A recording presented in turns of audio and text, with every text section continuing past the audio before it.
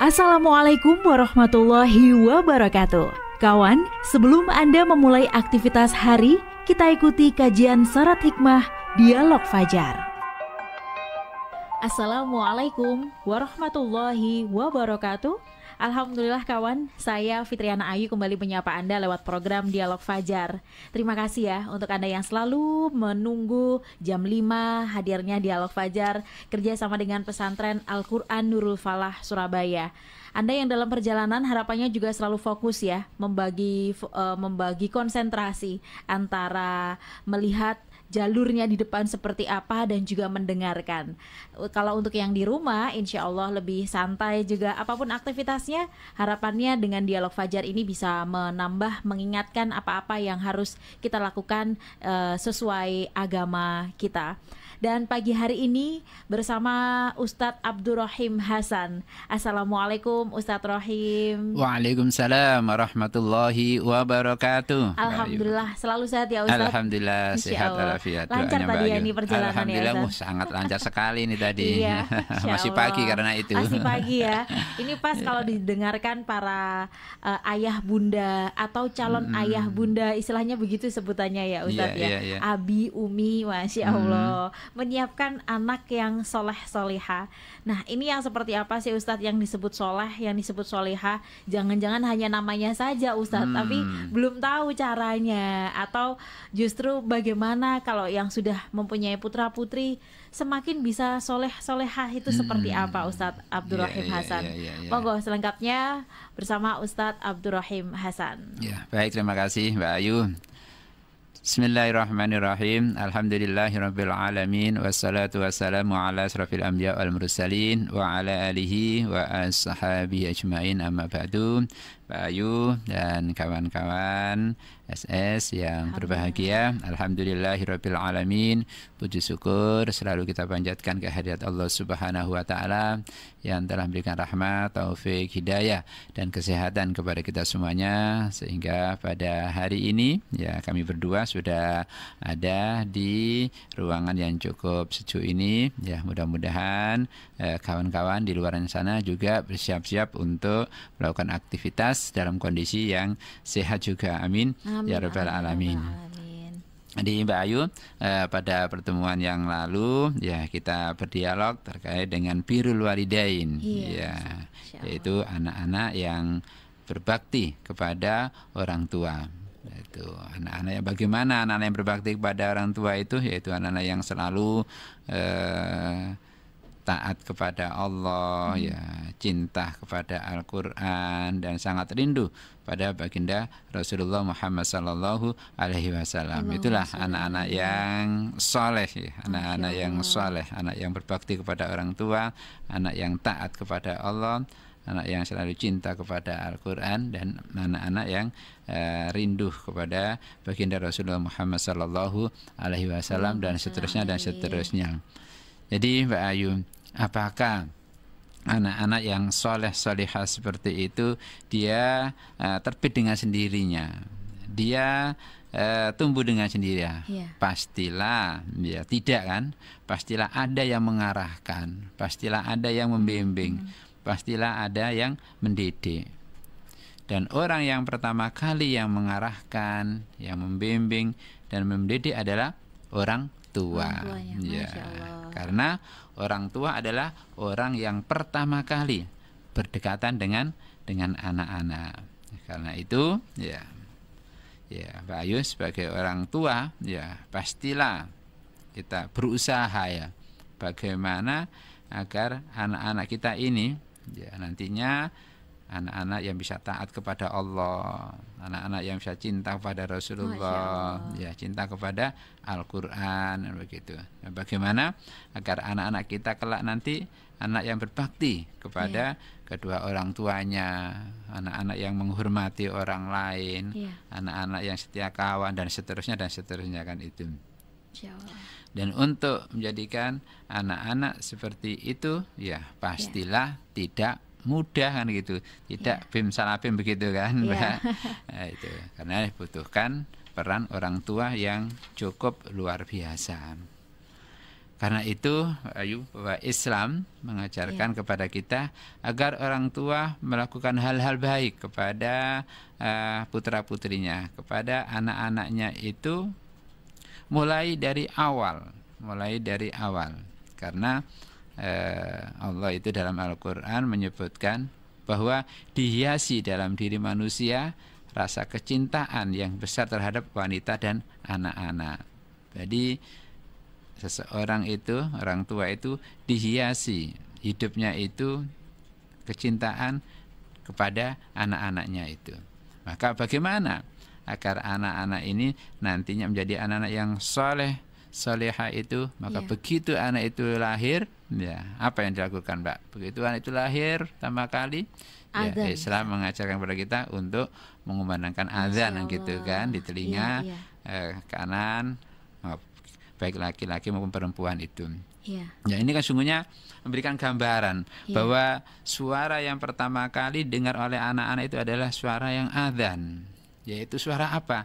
Suara yang mengajak kebaikan untuk beribadah kepada Allah Subhanahu wa taala. Ya, suara adzan, suara untuk mengajak salat begitu. Suara untuk mengajak berdekatan kepada Allah Subhanahu wa taala yang pertama. Yang kedua, suara adzan, ya, suara adzan itu kan sesungguhnya adalah suara-suara yang di situ ada kalimat-kalimat tauhid.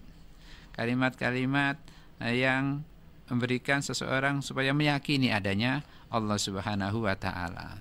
Ketika bacaan takbir Allahu Akbar, ya, untuk adzan itu pertama maka Allah Maha Besar.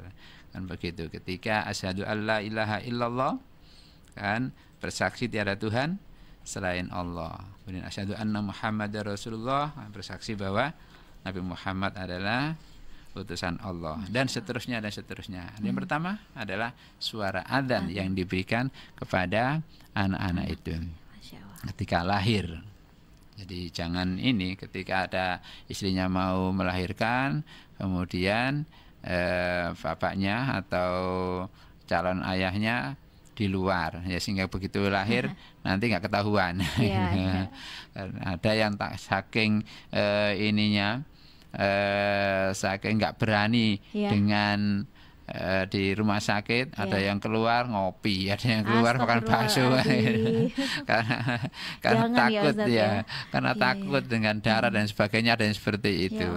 Maka enggak, sebaiknya kita ketika ada istri kita sedang melahirkan, ya kita berusaha mendekat sambil berdoa dan seterusnya. Begitu sudah lahir, silakan kita kumandangkan adzan. Nah, itu adalah hal-hal yang dilakukan oleh orang tua supaya nanti berharap anaknya menjadi anak yang soleh dan solihah. Ya, yang kedua setelah diadzani, yang kedua adalah memberi nama yang baik. Ya. Karena nama itu adalah doa, ya Mbak. Masya Allah, betul. Ya, karena doa itulah. Maka bagaimana agar nanti kelak nama anak saya ini ya, sesuai dengan namanya. Ya, banyak kan nama-nama yang bisa kita jadikan nama untuk anak-anak kita. Ya, contoh aja seandainya Abdullah gitu kan.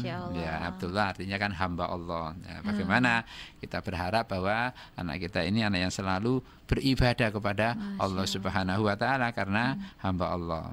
Ada lagi mungkin apalagi Ahmad, mungkin begitu, orang yang terhormat, ya. Kita berharap anak kita ini ya dengan nama Ahmad itu adalah memiliki sifat yang baik, apalagi memiliki perilaku yang baik juga, mungkin begitu. Ada lagi Ihsan, mungkin begitu. Ihsan adalah orang yang terbaik. Ya, harapannya nanti menjadi anak yang berbudi pekerti baik dan selalu melakukan kebaikan-kebaikan dan seterusnya.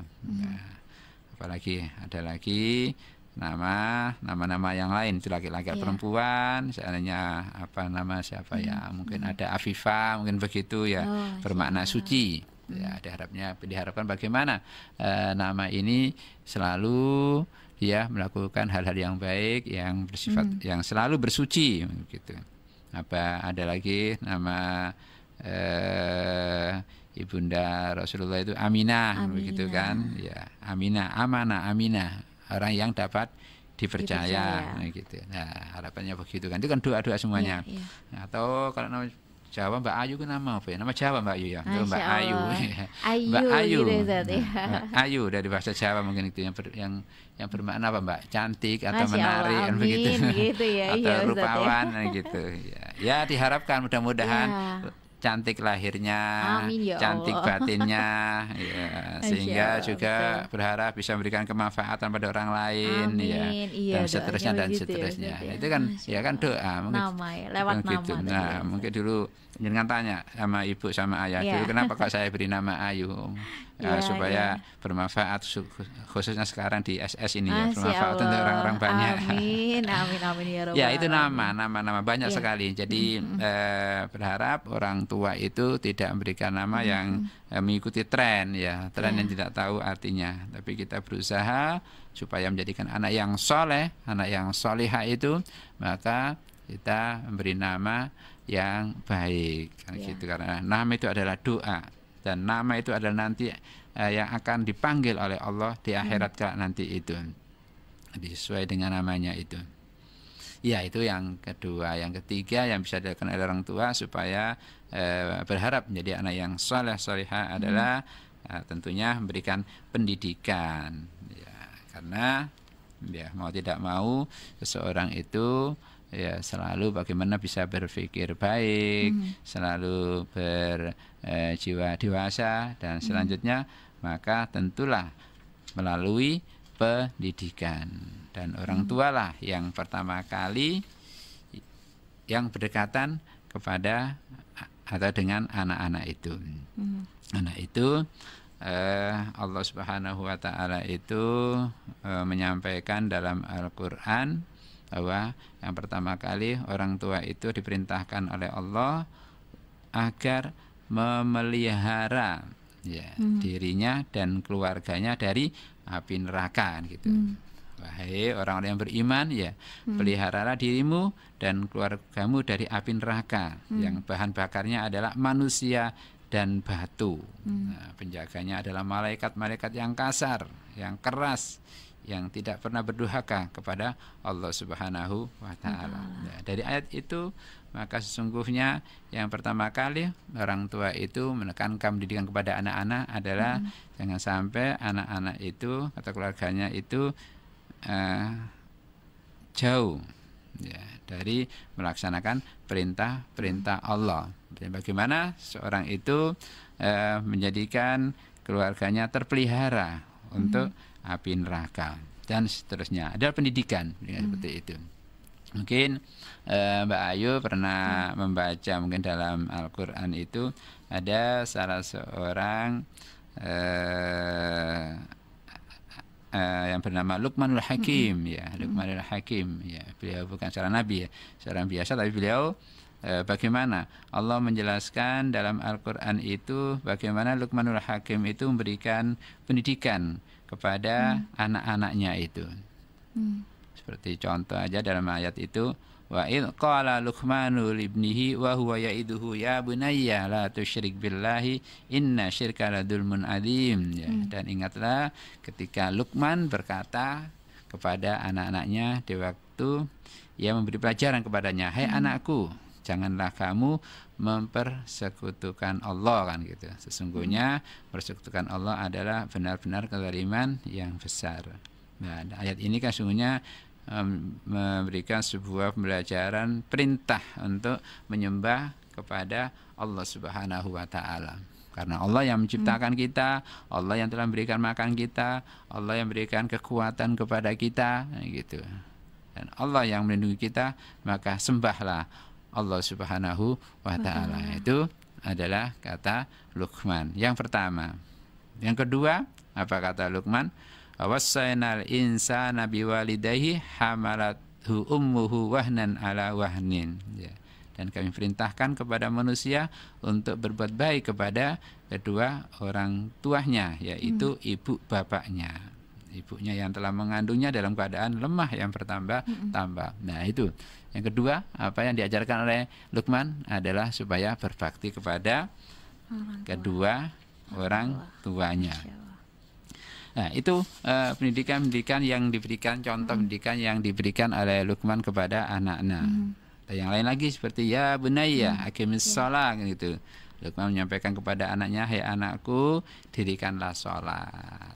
Sholat tidak boleh ditinggalkan oleh anak-anaknya. Itu adalah contoh pendidikan orang tua yang diberikan kepada anaknya. Kalau Luqman memberikan contoh atau memberikan pelajaran kepada anaknya, yang pertama, tidak boleh menyekutukan Allah. Yang kedua, harus berbuat baik kepada kedua orang tua. Yang ketiga adalah melaksanakan sholat. Dan Mbak Ayu, ya sesungguhnya ketika seseorang itu memberikan pendidikan kepada anak-anaknya, apakah cukup dengan teori, cukup dengan perkataan? Tidak cukup kan? Maka yang perlu dilakukan oleh orang tua lagi adalah memberikan keteladanan, memberikan contoh yang baik kan. Nggak mungkin nggak kira, hei kamu silakan sholat berjamaah ke masjid, setelah itu orang tuanya ada di rumah nggak sholat, kan nggak mungkin kan gitu. Maka harus memberikan contoh kan gitu. Kalau anak-anaknya kepingin sholat berjamaah, maka orang tuanya juga memberikan contoh untuk melaksanakan sholat berjamaah. Kalau ingin anak-anaknya itu suka membaca buku, ya orang tuanya berikan contoh membaca buku kan begitu. Kalau agar orang tua itu menginginkan anak-anaknya untuk suka membaca Al-Quran, maka ya orang tua harus berikan contoh kan begitu untuk membaca Al-Quran ya. Karena lisanul hal afdalu min lisanil maqal, bahwa sesungguhnya berikan contoh kepada anak itu adalah lebih baik ya daripada hanya menyuruh dengan kata-kata. Tapi tidak melakukan kan begitu. Artinya kan harus memberikan contoh begitu Mbak Ayu ya. Dan itu pun kadang-kadang kita sudah berikan contoh, sudah mengajak dan lain sebagainya, itu pun kadang-kadang anak kita pun masih apa? Masih tidak sesuai, tidak mengikuti kan gitu. Ya. Kalau dalam Al-Quran itu kan ada contoh kan, yang siapa itu nabi yang anaknya tenggelam itu? Nabi Nuh. Nabi Nuh, ya. Nabi Nuh katakan, nah seorang nabi kan nggak mungkin, Mbak ya, nggak mungkin seorang nabi itu tidak memberikan peringatan kepada keluarganya, melindungi. Kan nggak mungkin juga seorang nabi itu tidak memberikan contoh yang baik kepada keluarganya. Artinya kalau kita mencoba untuk berpikir dengan cerita itu, Nabi Nuh itu kan, Nabi Nuh aja yang sudah memerintahkan, yang sudah memberikan contoh, itu anaknya juga tidak mau mengikuti. Nah, apalagi kita kan gitu.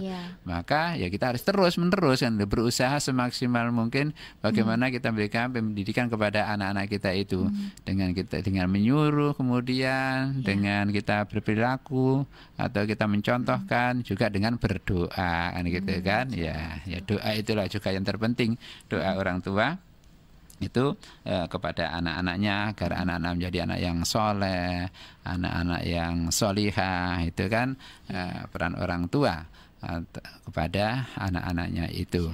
Karena dengan doa itulah berharap Allah memberikan hidayah kepada anak-anak kita itu. Ya, tadi karena anak-anak soleh itu tidak tumbuh dengan sendirinya. Anak-anak yang soleh itu tidak akan dihasilkan oleh anak itu sendiri, tidak. Tapi pasti ada peran, dan yang peran utama adalah kedua orang tua anak itu. Bagaimana menyiapkan anak-anak ini supaya menjadi anak yang soleh dan solihah. Itu Mbak Ayu, ya peran orang tua pada anaknya supaya menjadikan anak-anak yang soleh, yang solihah. Mudah-mudahan ya kita berusaha semaksimal mungkin, mudah-mudahan kita bisa menjadikan putra-putri kita menjadi anak yang soleh dan solihah. Amin ya robbal alamin. Alhamdulillah, semakin semangat untuk mengawal putra-putri kita nanti sampai jadi ya Ustadz ya. Jadi amin. Yang bermanfaat tentunya, tidak hanya pintar prestasinya saja, tapi tentunya bisa bermanfaat untuk orang lain, bahkan juga negara. Amin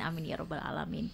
Demikian Dialog Fajar pagi hari ini. Saya Fitriana Ayu dan juga Ustadz Abdurrahim Hasan pamit. Wassalamualaikum warahmatullahi wabarakatuh. Waalaikumsalam warahmatullahi wabarakatuh.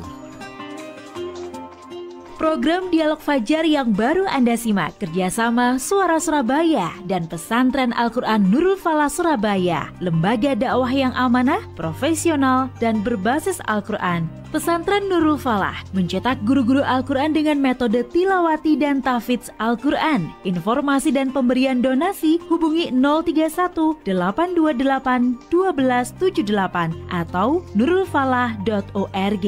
Wassalamualaikum warahmatullahi wabarakatuh.